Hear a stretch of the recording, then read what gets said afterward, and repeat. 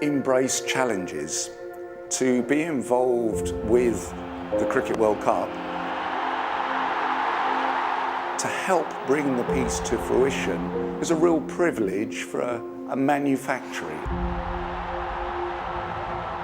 The team that we've got is a spectacular group of artists, but they need to feel their blood pumping.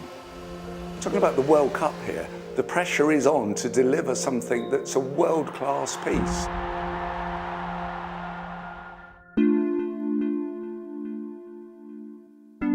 It was well designed in the mid-90s by a gentleman named Paul Marsden. Paul thought about it very carefully and put together all the elements of cricket to create the cup. The piece weighs about 11 kilos. Its height is 650 millimetres tall. Quite often you always start with 2D drawings, like drawings that have been done by hand, sketches, that sort of thing. It's always the starting point. And then any sort of computer-aided parts are always an addition to that. My uncle always asks me every time I see him, how am I getting on, what am I up to this time? He loves his cricket, so I was really impressed. Manufacturing is incredibly difficult, and you have to have an inbuilt depth to create these pieces. None of the components you can buy. These sections are fabricated by hand, as a blacksmith would make it. It's a challenging piece to make, and there's lots of hammering. The stumps that come up the side, but that's all, first of all it's spun, and then you have to sort of swage it down, basically making the metal skinnier.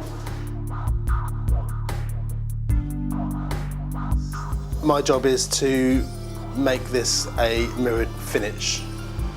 It slowly gets there from being a rough bit of metal to something that looks incredible. You can't see any dust on it, you can't see any scratches on it. It has to be perfect.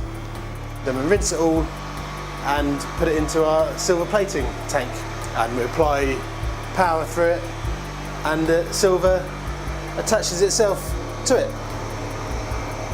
Yeah, it looks really good. Yeah, I'm really pleased with that. Annealing means that we soften the piece, we take the tension out of the metal.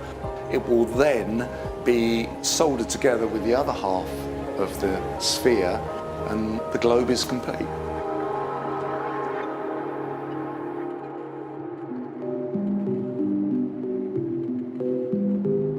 I started in '65, so near on 50 years. It's been my life. And a passion too. My wife says, I don't think you'll ever retire fully. It's all done freehand first, drawn, then scribed, and then cut. I've got a selection of cutters here that I use for different projects. Some of these handles are probably 200 years old, maybe. It's in you, it's in your hands. If I'm whistling at the bench, I know I'm doing it okay.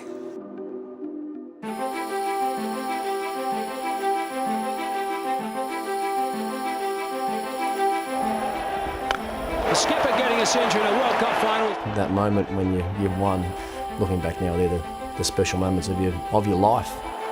Just an incredible feeling, you know, the holy grail, the pinnacle of one-day international cricket.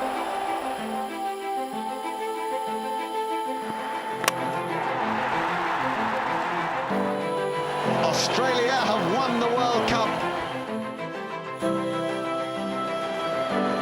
There is a moment when the cup is lifted, where there's a huge intake of breath.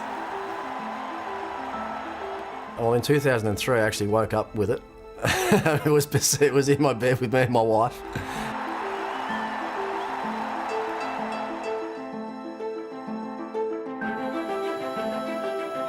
Hard to express what I feel today. I waited for 22 years, so surely the proudest day of my life. We're really proud to be able to win in your own backyard in front of your family and friends. It's a wonderful achievement. To have the Cricket World Cup in our workshop, being made, being presented next year on our own turf, it's a magical moment.